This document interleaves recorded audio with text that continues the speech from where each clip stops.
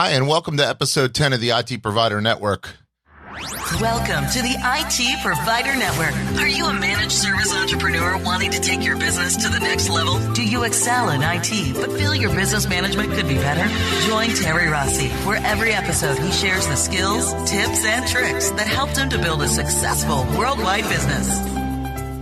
In our last episode, we talked about tools and techniques to use to get a great job advertisement out for a position that you have open. Today, I want to carry that a little bit further and talk about the next step in the process. This is when you're getting some candidates coming in and you need to test them and interview them. So at the end of episode 9, we pretty much had you ready to get your job posting online, either through one of the online posting services or through Craigslist or LinkedIn. And hopefully now you're getting some candidates flowing into your system. That system could be an applicant tracking system or an email address, or worst case, your own email box. The one thing I forgot to mention in episode 9 with job postings is that I usually include my first test to the applicant in that job posting. And I'll give you an example of what I mean. So this is for a level 1 help desk tech. At the bottom of the ad, it reads, "For immediate consideration, please send your resume to resumes@pix.com and reference the above job posting in the subject line. In the body of the email, tell me how you would move a user's profile from one machine to another when replacing a user's computer." And then I write, "We'll be interviewing in our town next week and make your first impression count." So it's usually a little test like that. It might be a technical test if it's a technical position, or it might be just sending your resume to a different address, either a mailbox specifically designed for that post or an email alias.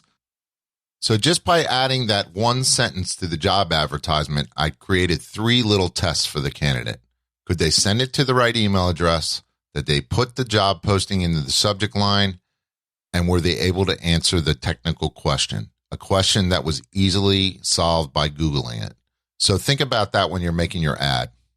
What this allows me to see is, did the candidate read the job description thoroughly? Did they read the job advertisement to completion? Do they have an attention to detail? Are they a thorough, thought-out person? Are they really interested in the position, or are they just wasting my time? So first test in the job advertisement, it's a great way to start the initial screening process. So now you have your candidates.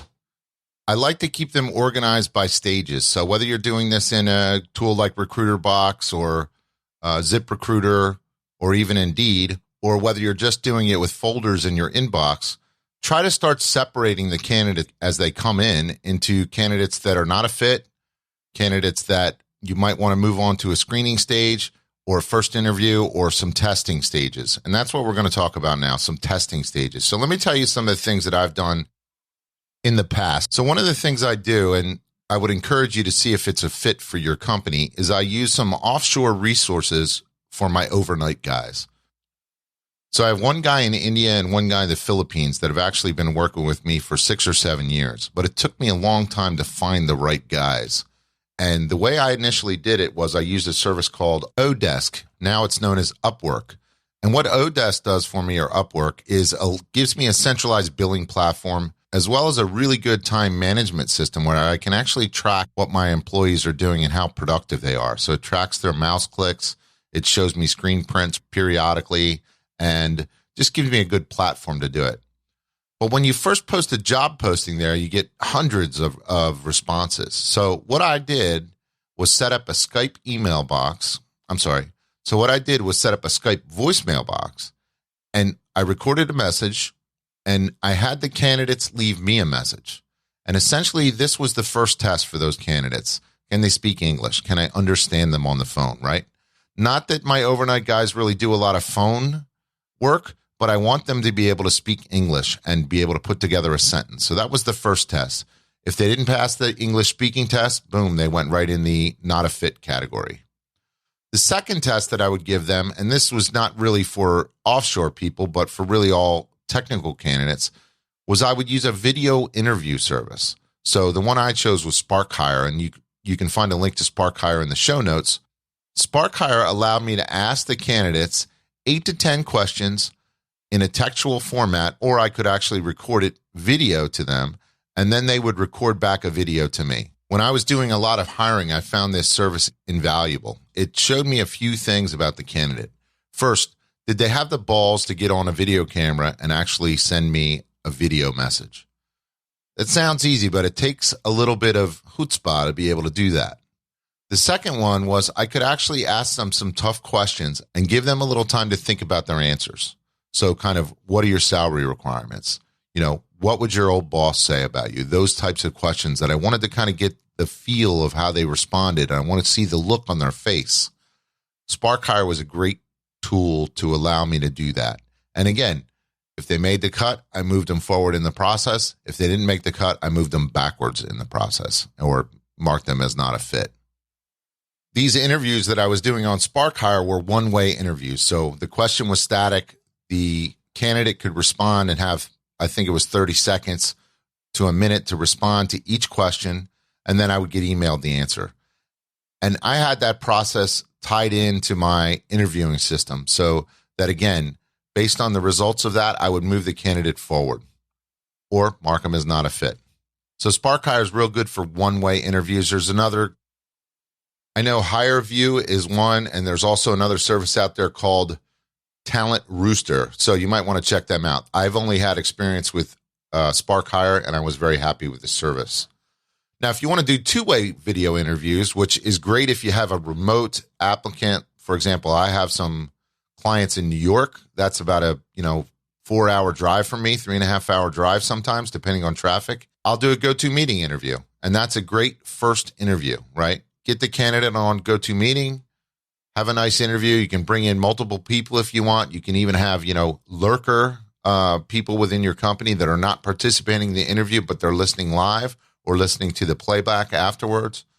Always a good idea to record the interview, of course, if that's legal in your state. The next kind of testing that I did was personality testing. And there are many different services for this, and I don't begin to know the underlying mechanics of how this works. But the general overview is you ask your candidates 50 to 75 multiple choice questions, and these testing services will spit back an assessment or a score of the candidate. So there's ones that test personality, there's ones that test motivation, there's ones that test cognitive ability, there's ones that test how well the candidate will fit within your team. I've used the Wonderlic test, and I've had pretty decent success with that, and I'm currently using disc profiles. You can buy disc profiles from a number of different people or services. I know if you guys are using Chartech, they offer a disc profile service. If you use Manage to Win, David Russell offers a disc profile service. And then there are many, many other companies that do as well. I like the disc profile because it works with my team as well as the candidate. So I can look at the candidate, see how well they're going to fit in with my existing team. And that's really important. The culture of the new hire is really, really important. You want to make sure they're going to fit in with your team. So I encourage you to take a look at them. And again, move the candidate forward if it's a fit, or put him in the not a fit category if he's not a fit. So behavioral testing, personality testing, those are two additional ways that you can move the candidates forward. Then the other thing I do sometimes is I might have a third-party interview.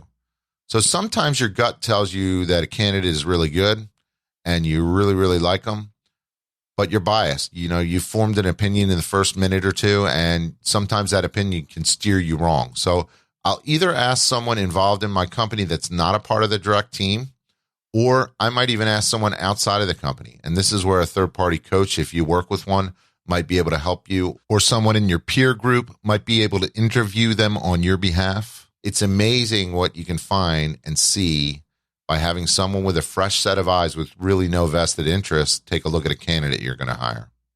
We just had this happen recently in our own company. We had a candidate that everyone was gung-ho about, a candidate for our sales team on the other side of the company, on our enterprise services side of the company.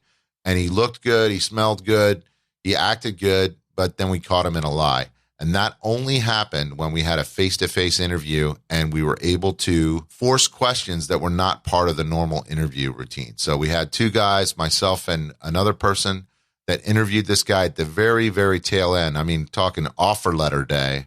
And we discovered that he really wasn't working. He'd been unemployed for a while. That might not have been a bad problem, except he lied to us about it. So Think about third-party interviewers or people that are not so vested. Sometimes we're so gung-ho to get somebody in to fill a position because we're struggling. We don't have the staff that we need, that we're making bad decisions. And I just put this up on our company bulletin board. A vacant position is far better than a wrong hire. So just remember that. Take your time. Sometimes it's very frustrating. It takes forever to get a good hire, but take your time, go through the steps. So now that you have the testing done and you've moved the candidate through your stages, it's time to start interviewing.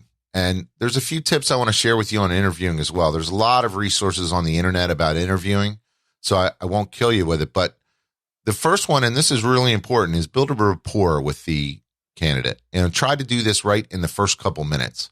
If you need some tips on building rapport, we did a whole episode on that. That was episode 3 of the IT Provider Network. I'll put a link to that in the show notes. You can find it on the website.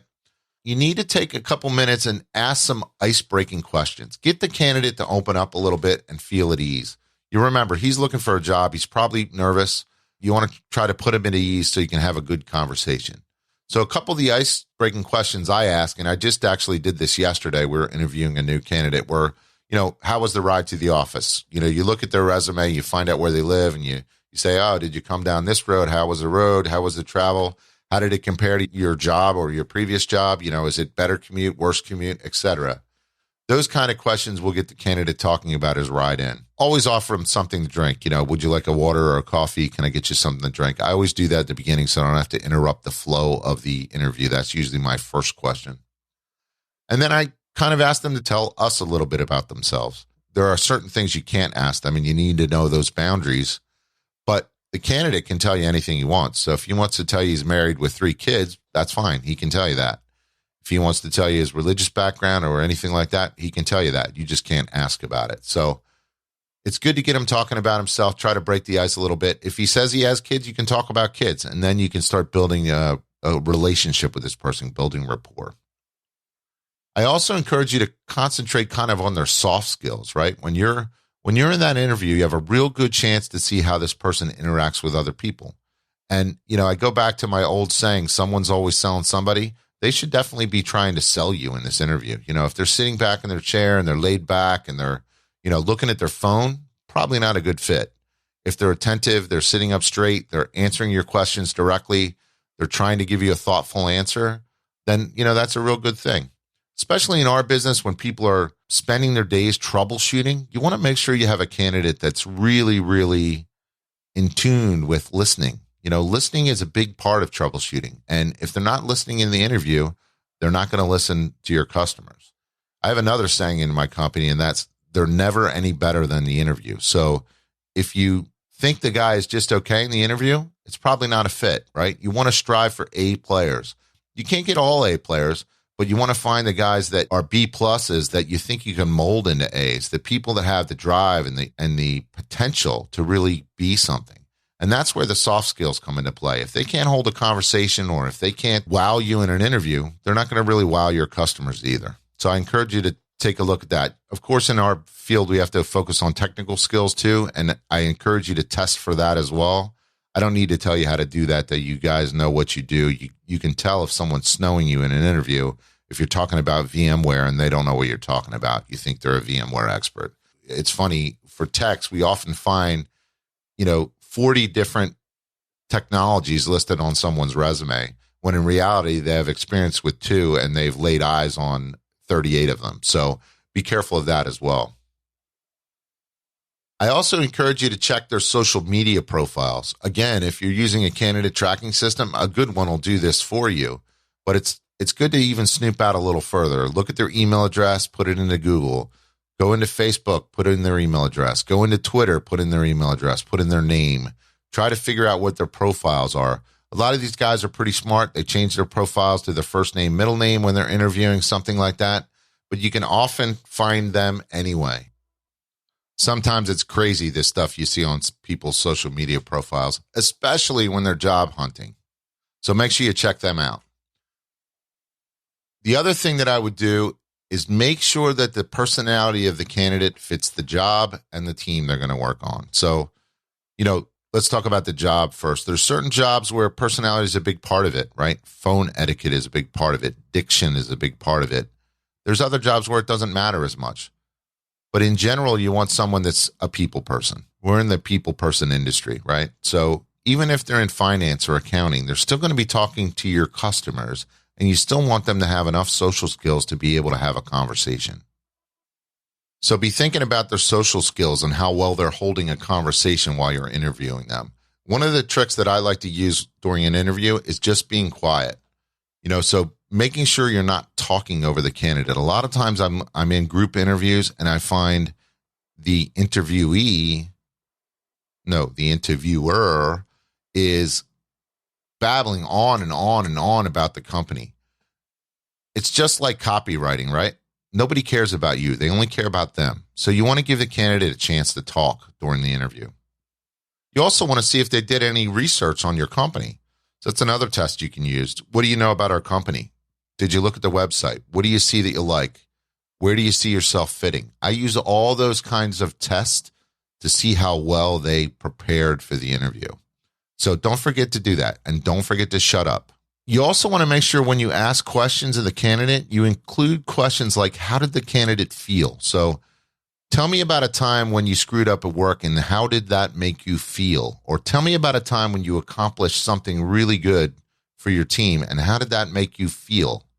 Those are real good questions to get an idea of how the candidate thinks, how their brain works, what motivates them. And you can ask them too, what motivates you? Money, fame, whatever.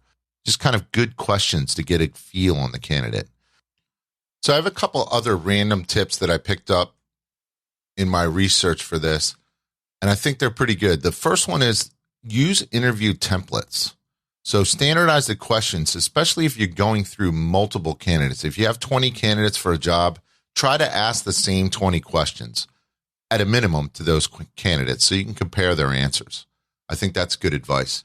Also, remember, it's a big world out there. The best people in your team might not be in your local area. So don't be afraid to hire remote people. We're remote service providers for the most part, so why would it matter where our people are? I do like to build teams, and I do like to have people see each other during work, but I definitely trade that for a good candidate that wasn't geographically close to my offices. So keep that in mind. Don't be afraid to hire globally. This one I think is really important. If you have any doubts, keep interviewing. So if you have doubts at the interview stage, it's not the right person. Keep on looking. And also don't forget to use your network. You have networks on Facebook, you have networks on LinkedIn, you have networks in your neighborhood, at your church, your community. Don't forget to use them. Sometimes you can get great referrals from your network. You also might be able to do reference checks in your network. I just had a situation yesterday where a person was a technician at a school, and he led me to believe that the whole team was ousted from the school, basically that the managed service provider was fired. And in reality, I found out that wasn't the case. I was able to reach out to my network, find someone that worked at that school, and check on the story. Turns out it didn't check out. So don't be afraid to use your network to check references and stories. And don't be afraid to try before you buy, especially if you're looking at someone that's out of work. You can often hire them for a week. Give them a shot. See what happens. See how they look. See how they fit in with the team. See if they show up on time.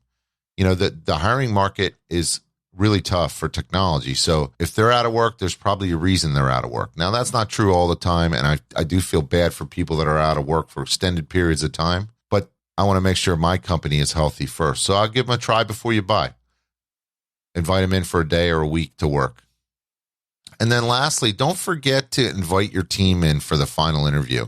So the people that will be working with this person, this candidate, invite them in for the final interview. Let them have a say in what happens. Now, it may queer your whole process, but, again, much better to find out now than later. Get a second set of eyes on the candidate. So that's it. Some tips and tricks for interviewing and testing. I hope you found this valuable. I hope you're enjoying the podcast. I really do appreciate you taking time out of your day to listen. Our next episode 11, is going to talk about onboarding, some things you can do in the first 90 days to really make the new team member feel like they're part of your team. So if you haven't listened to it already, go back to episode 9, listen to the tools and tips for getting a good job description, a good ad out there, and then look forward to episode 11 where we talk about onboarding the new employee. So I have one on board Monday, so it should be fresh in my mind. Thanks, everyone. Have a great day. And don't forget to reach out to me at the ITProviderNetwork.com and subscribe to us on iTunes, Stitcher, or wherever you listen to your podcasts. Thank you for joining us, and we hope you've been inspired. Check us out on social media via @ITProviderNet and visit us at www.itprovidernetwork.com for past episodes, show notes, videos, and more. And we hope you'll join Terry next time on the IT Provider Network.